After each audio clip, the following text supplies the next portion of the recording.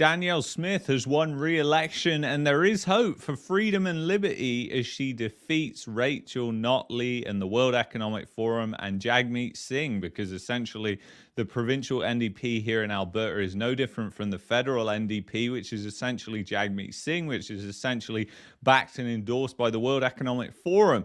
So let's go through Danielle Smith's victory speech and see what she's saying here.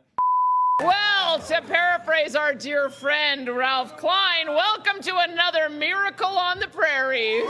My friends, this was the very definition of a hard-fought election. We faced the most expensive, fierce, and coordinated opposition and third-party political campaigns in provincial history. Many folks wrote us off, even just as recently as last month. But you know what happened? Despite it all, today, Albertans chose to move our province forward by re-electing a strong, stable, united, conservative majority government.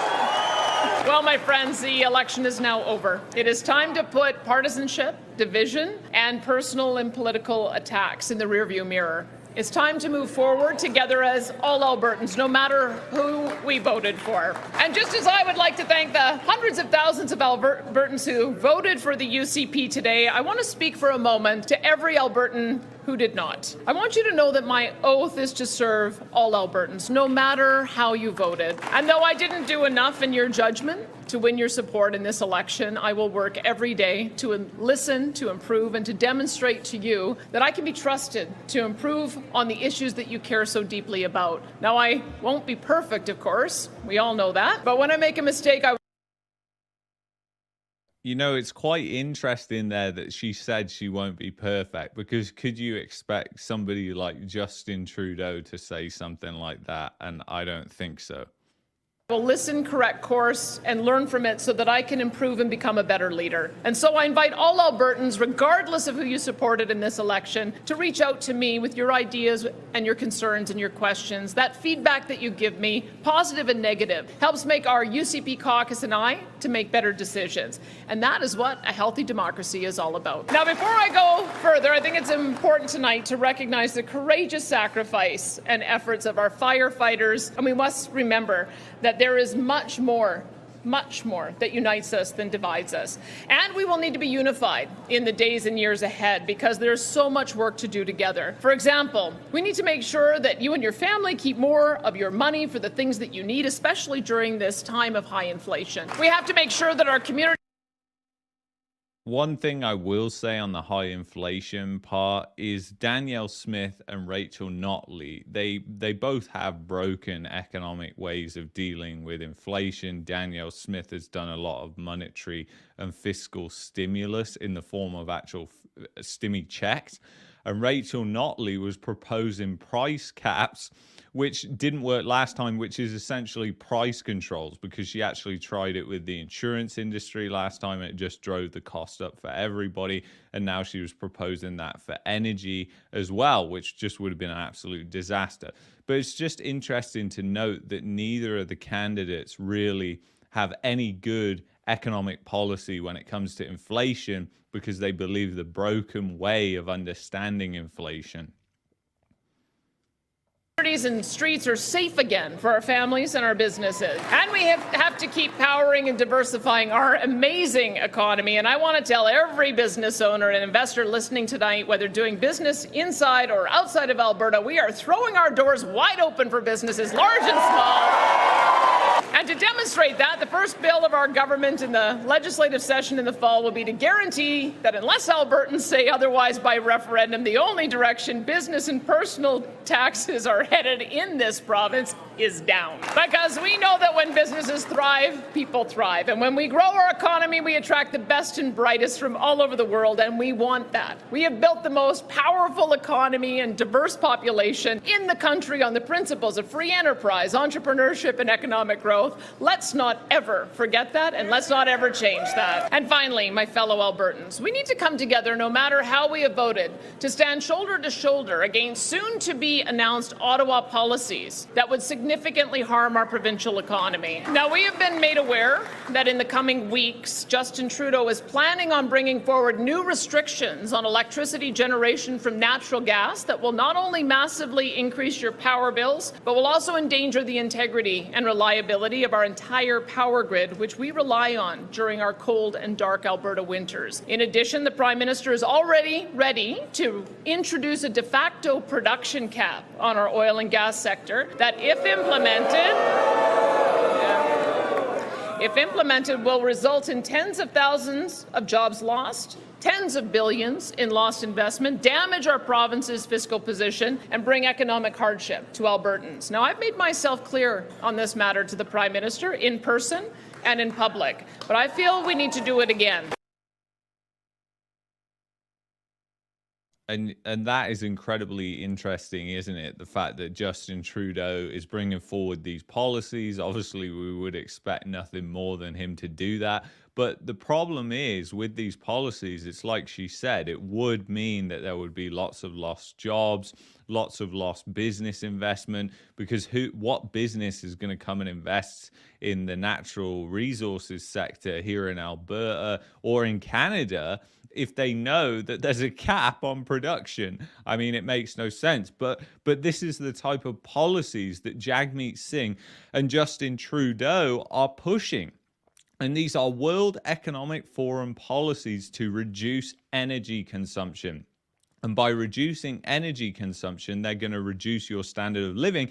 And this is exactly why we needed a candidate like Danielle Smith to get elected, because if Rachel Notley had got elected, she is literally working with Jagmeet Singh. So you can see how there's a massive conflict of interest of her doing any good and backing up Alberta. So I think it's great that Danielle Smith has been voted in, because she is going to stand up more for the province. And not only does that make a difference for Alberta, it's like I said in the prior video that I did yesterday, this is an important election for Canada, because if there's not a province that stands up to this federal government and tries to fight it, and there's not enough provinces that try and fight the federal government, then there's going to be no battle that is won by the prairie provinces and by the energy sector, because the world needs more energy, not less. And if it's not getting it from Canada and Alberta, it's probably going to be getting it from a nation that is producing that energy in a more dirty and unsustainable way than here. So it's absolutely ludicrous, these price caps and policies that the World Economic Forum pushes, but we all know it's to do with reducing energy consumption and reducing the standard of living. So really interesting.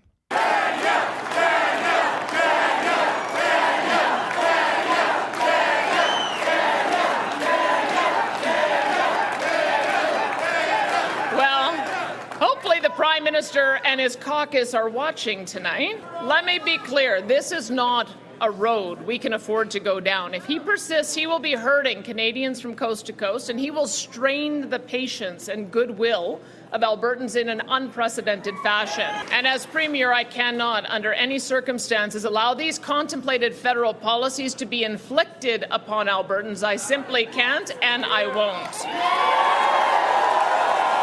And so I invite the Prime Minister to instead halt the introduction of these harmful policies and come to the table in good faith to I don't think he's going to be doing that.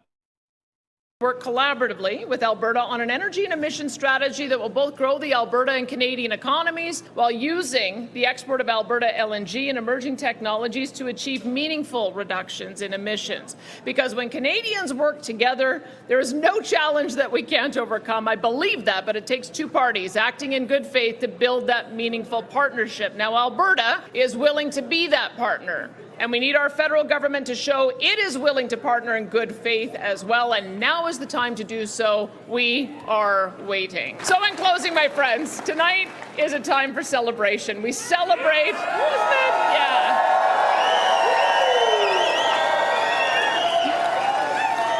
And we celebrate those who have sacrificed to secure and protect our right to vote and be a free and prosperous people. And we celebrate this beautiful province and all who live here, this uniquely special place where the best and brightest come from every corner of the world to join us in building one of the greatest places on earth to live and work and raise our families, and where the only things that are larger than our mountains is the compassion and irrepressible spirit of our people. From the bottom of my heart, thank you, Alberta, and may our province remain forever strong and... And there you go. There you have it. So essentially, Danielle Smith re-elected. There is hope for freedom and liberty. There is hope for the energy and commodity industries in Canada.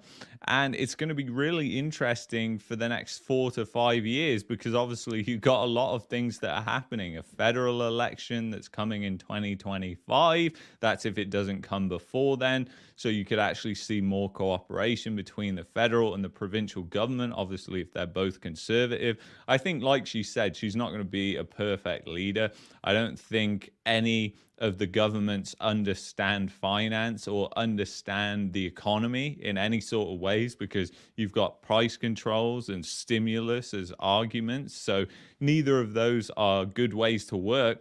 I think the moving to Alberta campaign is essentially stabbing herself in the back, because she's just importing more and more left-wing voters. Little does she know, because most of the people that move here, the probability is that they're going to vote more left-wing, and they are moving to the 2 centers in Alberta that are typically the battlegrounds for provincial elections. So I think it's kind of short-sighted.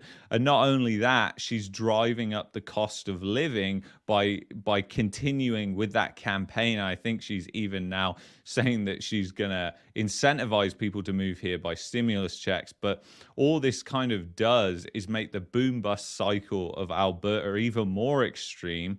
And I think that could be the only dangerous thing and her only downfall if there is a significant recession, which looks highly likely, as we've discussed previously. So it's very, very interesting. Like I said, no politician is ever going to be perfect. No political party is ever going to be perfect. But in terms of politicians in Canada, Danielle Smith is the best politician. It would be amazing to see her prime minister, but we will never see that. So anyway, incredibly interesting. You know, there is hope. Like I said, this is good news at the end of the day. So I will speak to you in the next video. If you've enjoyed this, you might like that video there. You might also like that video there. Take care. Bye-bye.